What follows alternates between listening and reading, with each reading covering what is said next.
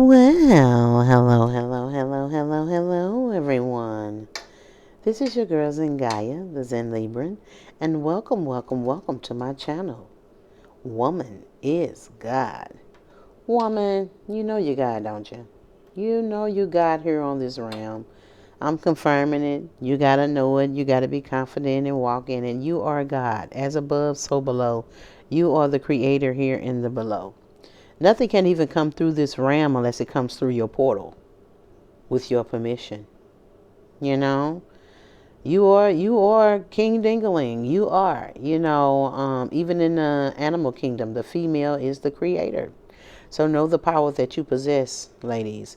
We are the connection. We connect the physical to spirit. We are that connection. Okay? Know the power that you possess. Don't let these men put you on the bottom of the totem pole. You at the top of the food chain. You know, everything began with a woman and it's going to end with a woman. These men got their name from a woman and they gained from a woman. You know what I'm saying? And they took what the woman had, you know. And we need to elevate, ladies. We PTSD because of what happened to us. But that was in the past, and we need to heal ourselves, ladies, so we can get back on this throne, raise the vibration of this planet, bring light to this planet to guide and counsel the man, the physical, as we were designed to. We were put here to be the rulers to do that. Okay? And it's time for us to take back over our throne, ladies. Okay? I want to welcome y'all and thank y'all for joining me for a celebrity story. Celebrity stories are videos that I made. You know, I like to do a lot of word magic on this channel. I want to enhance the third eye of the woman. Ladies, we're very magical. We just need to tap into their frequency. A lot of our third eyes have mucus on it due to our diets and the things we put on our bodies, the certain lotions, deodorants, and things that we do. You know, hair care. I mean, it's a lot of things that we put on our body that affects our pineal gland, our third eye. So ladies, we need to train it. It's just like any other muscle. If you don't train it, it will lay dormant, you know. So this is something that you don't want to be dormant. This is your peak. This is how you see into the spirit realm. This is a gift that you have. So let's enhance that third eye, ladies. Let's enhance that third eye.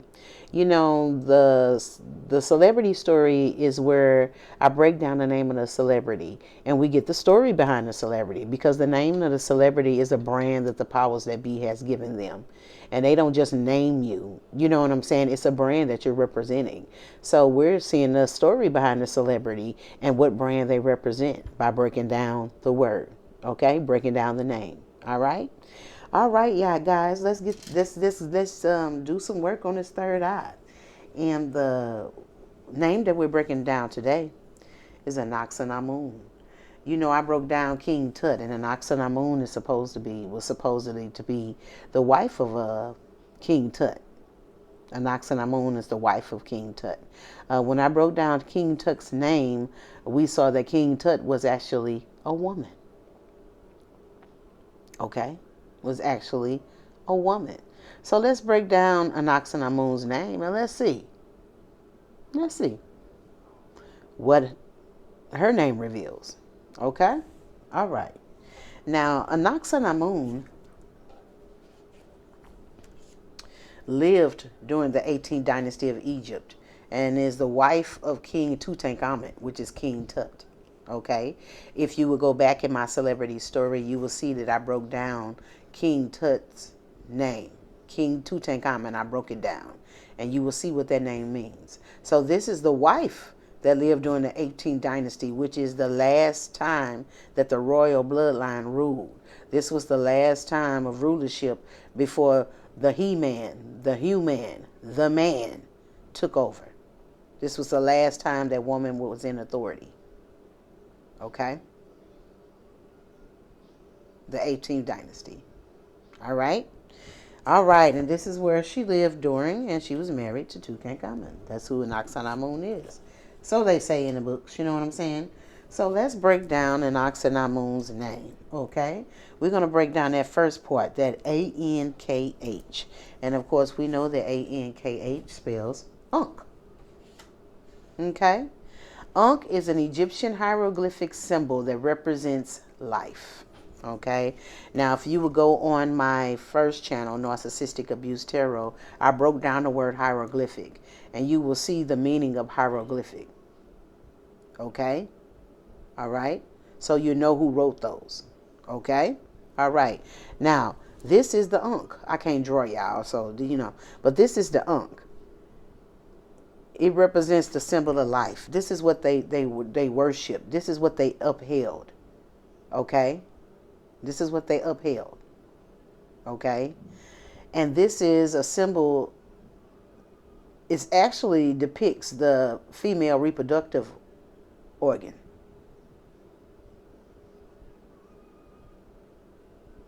The fallopian tubes, the ovaries, the uterus, that's what it represents.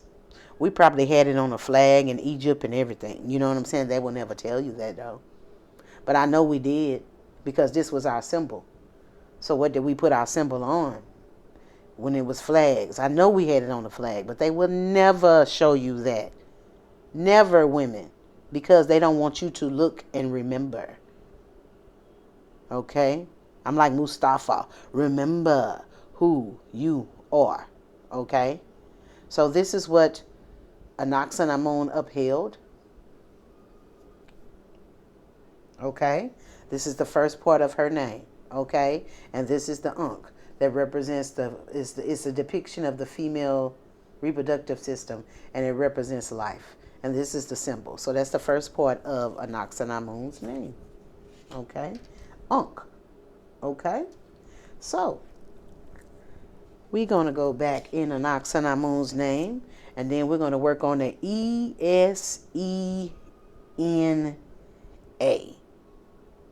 Okay? We're going to work on the E-S-N-A in Ankhesenamun. Okay? E-S-N-A. Okay? I did a little word magic there, and I put another S in, which we can double the consonants or take them out, use just one, you know, and then you know the vowels are interchangeable, you know, but I just left the E in there, I left the N in there, and I just switched the A for an E. And what word did I get? S-E. Ooh, it gets deep, y'all. Come on down the rabbit hole, damn it. Yeah, y'all going with me. I got my hand on your shirt, and I'm not letting you go. You're going down the rabbit hole with me. Everybody knows who the Essenes were. The Essenes were a hierarchy that wrote the Dead Sea Scrolls. These were the women who were in the higher power at this particular time. These were the women that were in rulership. If you would go back on my channel, Narcissistic Abuse Tarot, I do videos called Decoding the Spell, and I broke down the word hierarchy, so you would know who is the hierarchy. Okay? But they were actually women who were in higher power. They wrote the Dead Sea Scrolls. Okay? It gets deep. You know what I'm saying? So far, we got Ankhesenamun, which means the ones that wrote the Dead Sea Scrolls, who used the Ankh, the symbol, who upheld the Ankh, the symbol, which represent life, which is a depiction of the female reproductive system. So these women in higher power, they upheld themselves. They upheld women. And the symbol of it was the Ankh. Okay? All right? The Egyptians were women before they were infiltrated. Okay? So we got that scene. Okay? I'm going to go back into Ankhesenamun's name. And I'm going to look at S-E-N-A, because it's in there. You know what I'm saying? S-E-N-A. So I just switched the A and the E around, and I got sane. Okay? I got sane. All right? So I have Sina, and sane. Okay? Sina is world's beauty, grace, praise, the power and the pull of nature. It also means the moon. It means unconditional love and an everlasting life force. Okay? That's what Sina means. Okay? And of course, I did word magic and changed Sina to sane, which means one who has a sound mind, one who is sensible, advisable, responsible, realistic, and mentally healthy. Okay? All right? So far, we have Ankhesenamun. We have Ankhesenamun, which means that these were sound-minded, sensible women that advised, that were responsible for advising a reality. These were mentally healthy women that was responsible for advising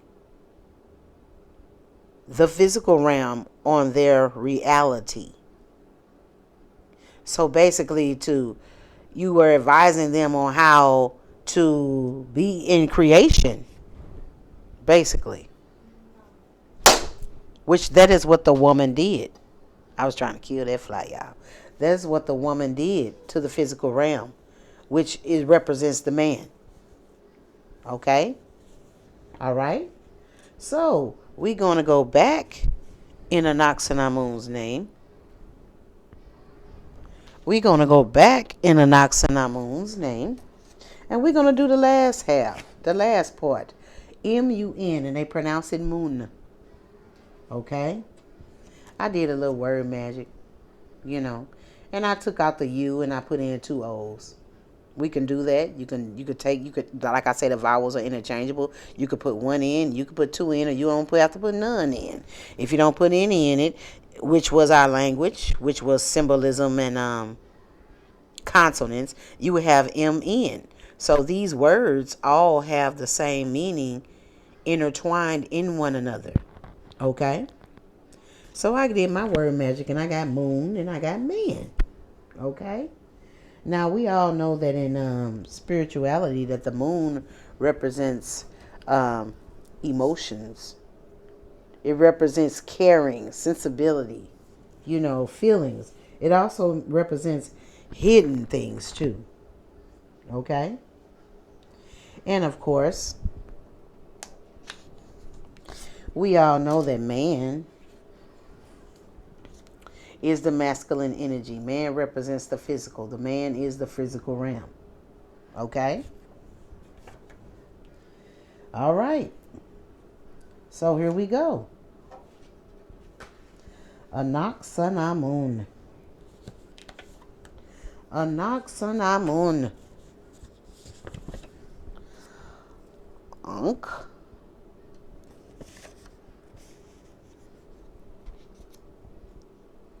Seen.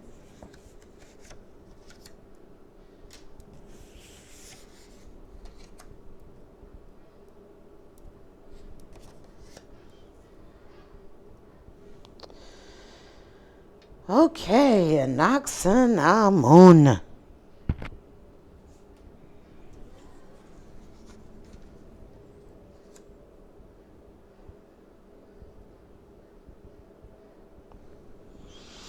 Okay. What Ankhesenamun name breaks down to is Ankhesenamun was of a tribe of women. Egyptians were a tribe. Ankhesenamun was of a tribe of women. Now, these women were the hierarchy that wrote the Dead Sea Scrolls. These were the women that were in higher power at this time. They upheld the symbol of the Ankh, which is a depiction of the woman's reproductive system, which represents the life. So the Ankh represent life, and this is what Ankhesenamun upheld, because she was a woman of hierarchy. She was the woman, part of the women who were in a higher power at the time and wrote Dead Sea Scrolls. Okay? They upheld the world's beauty. They upheld grace and praise, the power and pull of nature, which is Mother Nature. So they upheld the mother, the woman, Mother Earth, which represents which the Ankh represents. The life force is nature, is Mother Nature. Okay?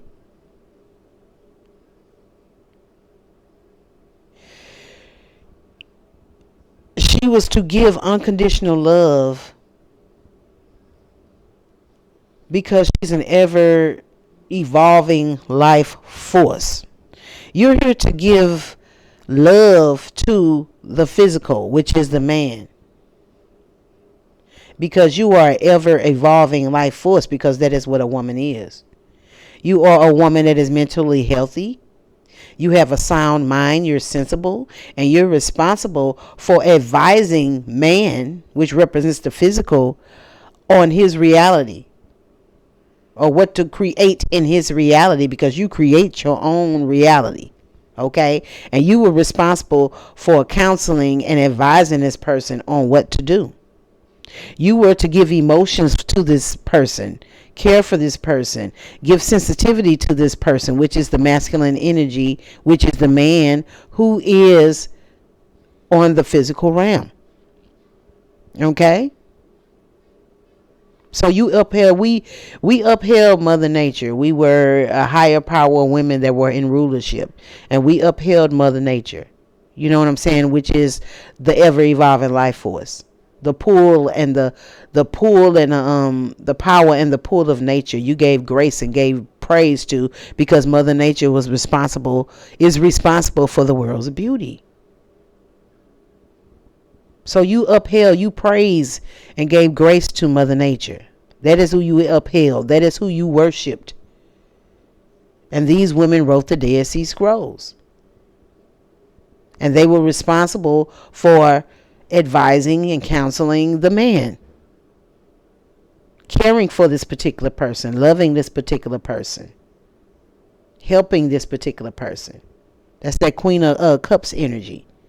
And that's what we were responsible in doing. And Ankhesenamun is a woman that did this. This is a woman that comes from this hierarchy women.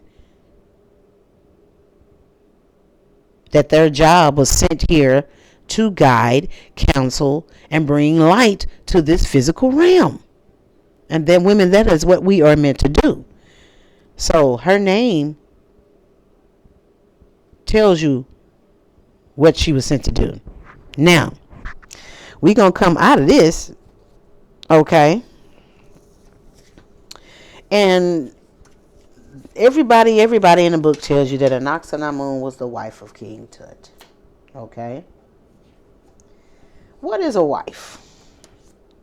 A wife is a married woman, which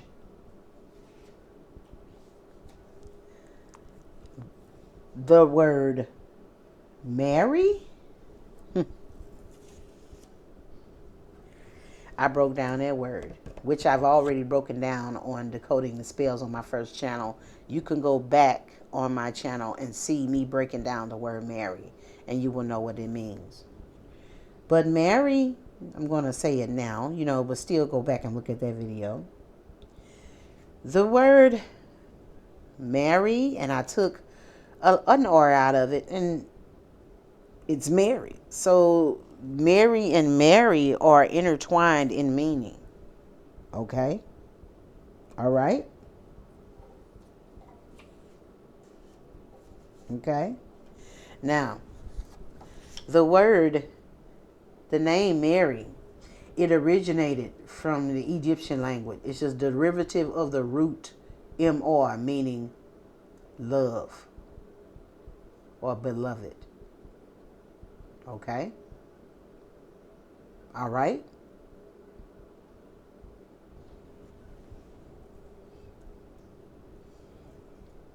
So, they were married which means they were in love, that she was the beloved woman, the loved woman, because woman comes from, woman is the word that broke down, that over time became woman. They dropped the B. But because of the way our tongue is, our consonants and symbolism, our language was consonants and symbolism. So we pronounce the B, woomban, woomban. But over time, when we start speaking the English language, we drop the B. That's where woman came from. But it is someone that came from heaven with a womb. Boy, this fly, I'm going to get this fly, boy. I swear. I know they laughing. You know what I'm saying? I hope they see me smash it on screen. You know what I'm saying? But, yeah. So this was a loved woman, a loved woman, a loved person with a womb. Okay? A beloved woman. So that's what it means, that she was beloved. She was loved by this damn fly. I'm going to get this fly. She was loved by Tutankhamun. Okay? She was the beloved of Tutankhamun. Okay? Now, the way that I'm seeing it, me knowing that Tutankhamun was a woman, she could have been the wife. The married, they were married. She's a loved woman. So this was a same-sex couple. These were two women that were together. Because King Tut definitely was a woman. Now, I told you that the lesbian relationship was here way before the man was even thought of. You know what I'm saying? I mean, we was here hundreds of thousands, if not millions of years before the man was created. So the masculine feminine that was made, she was made for the feminine. You know what I'm saying? We were having sex. We were making love. It was the y'all call them studs. It was the stud and the feminine, the woman. So Tutankhamun more than likely was the stud. And Ankhesenamun was the feminine. Or it could be switched around. You never know. But they were women. I tell you that. They were women. You got a masculine feminine, which is a stud, and you got a soft feminine, which is the woman, the feminine one. You know what I'm saying? This was how it was before the man came on the scene. And this was the last of the royal bloodline. They ruled together. Now, they didn't say that King Tut was a husband. No. Because a husband, that is masculine. But they said that Ankhesenamun was a wife. Which is a beloved woman, a beloved female with a womb. A beloved female. A female is the only one that can have a womb, right? But Tutankhamun was an anti-penultimate, which ruled before man came into power. So if she ruled before man came into power, there were all female rulers. So Tutankhamun had to have been a woman. And she was married to a woman. Okay? These were the last of the royal bloodline.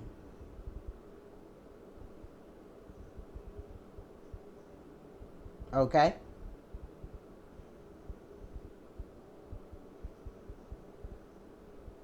Now, either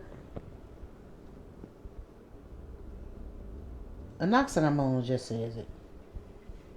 Ankhesenamun just says it. Her name says it all. Okay? Ankhesenamun, definitely a woman. King Tut, definitely a woman. Ankhesenamun was King Tut's wife. So it was a lesbian couple. Do y'all hear me?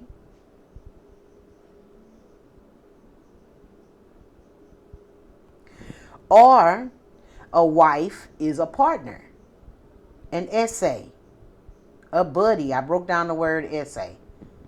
A partner, you know. So she could have been, if you break down Ankhesenamun's name, and they saying that she's the wife of King Tut, if it wasn't a lesbian relationship, Ankhesenamun and King Tut, then it could be like a wife that King Tut was in partnership with beloved women, which is women they love, which could be your sisters, your comrades, your buddies, your essays.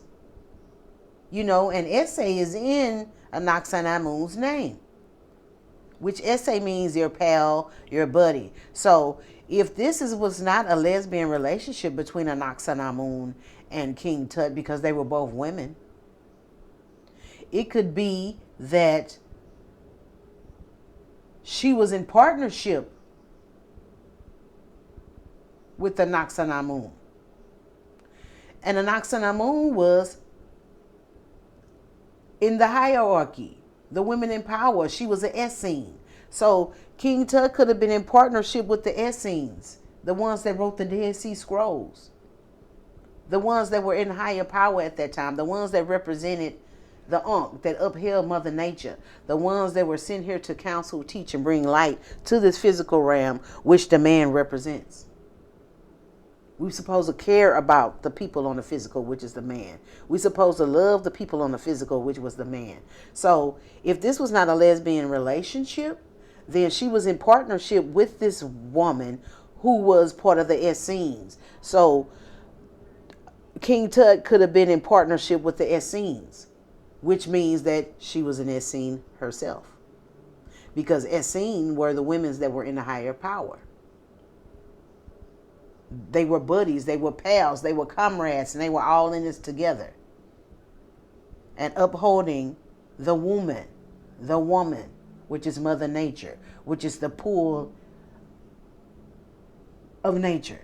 And you were supposed to, women with sound minds that were sensible and responsible for advising the reality of man. These are mentally healthy women. Okay? And that's what Ankhesenamun's name is. Let's get it all down now. Either this was a lesbian relationship, or she was just a partner of Ankhesenamun, and they were Essenes. They were Essenes. They were the higher power at that particular time. These were the women that wrote the Dead Sea Scrolls. They were responsible for advising the beings of the physical realm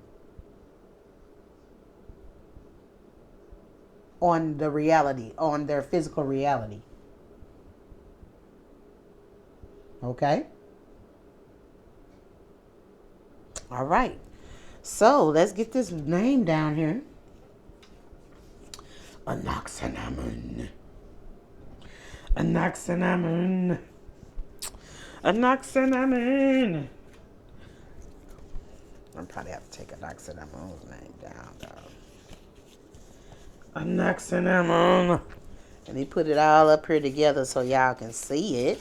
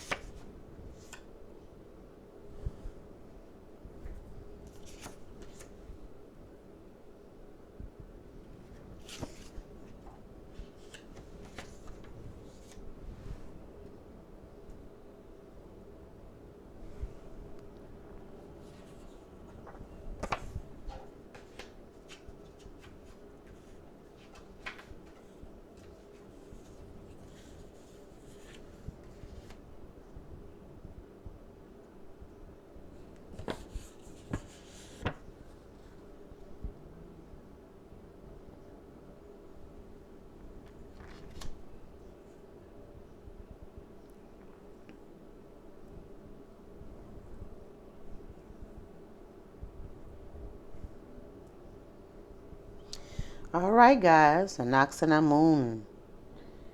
Ankhesenamun worshipped Mother Nature. Yeah, I can see the Ankh over there. Worship Mother Nature, which represents the Mother Nature represents the symbol of the Ankh, which is a depiction of the woman's reproductive system. I know we had it on flags and everything, but they would never show you that. You know what I'm saying? So these women represent Mother Nature, which is the divine. Okay? These were the women that were in hierarchy. They wrote the Dead Sea Scrolls. These were the women that were in higher power at that particular time. They upheld the world's beauty. They gave grace to Mother Nature for the world's beauty, gave praise to Mother Nature for the world's beauty, which Mother Nature is the power and the pull of nature. She is nature, which the moon represents, which is unconditional love. It's an ever evolving life force.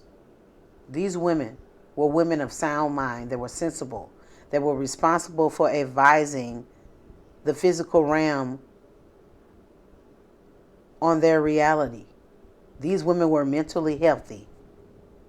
Okay?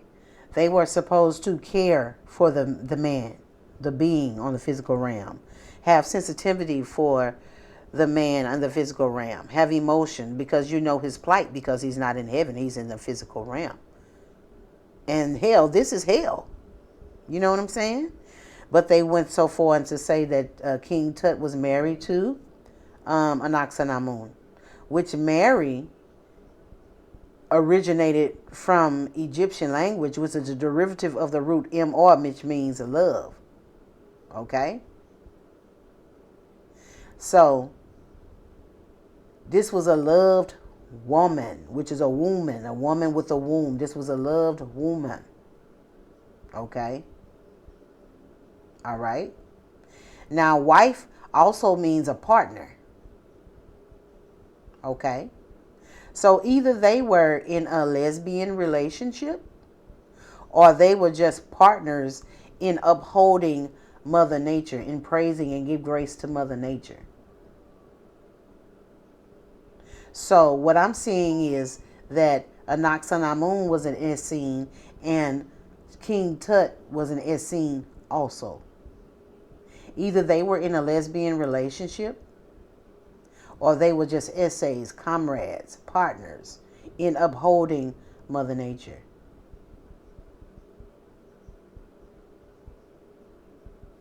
Those are the scenarios. There is no other scenario. But the realism is that King Tut was a woman that ruled. That was the last of the blood, the royal bloodline. This was before the man ruled.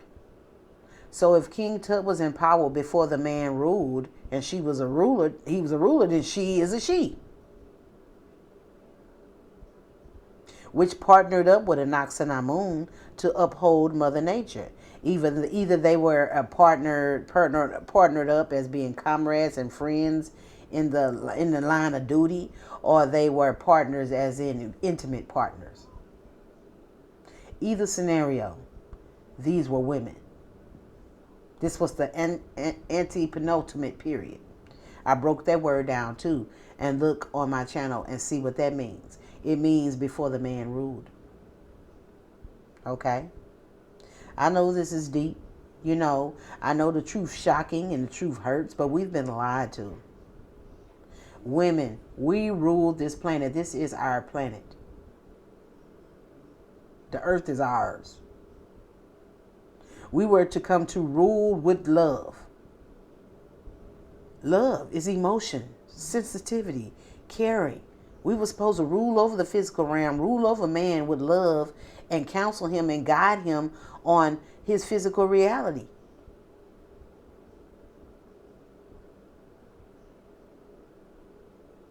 Show him how to worship Mother Nature, which is the grace and the beauty around him. Give him the understanding of the power and the pull of nature, which is Mother Nature, which is hidden. We were to give them unconditional love. Give them the understanding of this ever evolving life force, which the Ankh represents. So, Ankhesenamun was a woman. King Tut was a woman.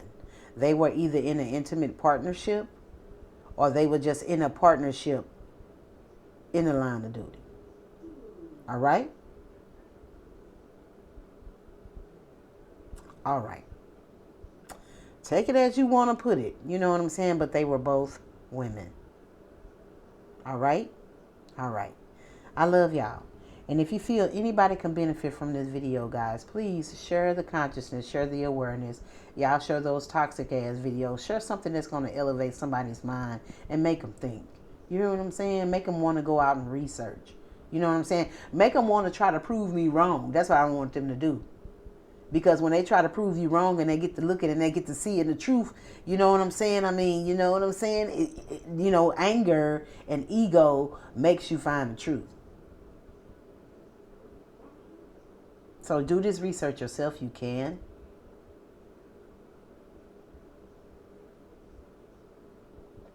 I love you guys. And I will definitely. I'm seeing essay in Ankhesenamun's name. And essay means, in Spanish, it means a partner, a friend, a comrade.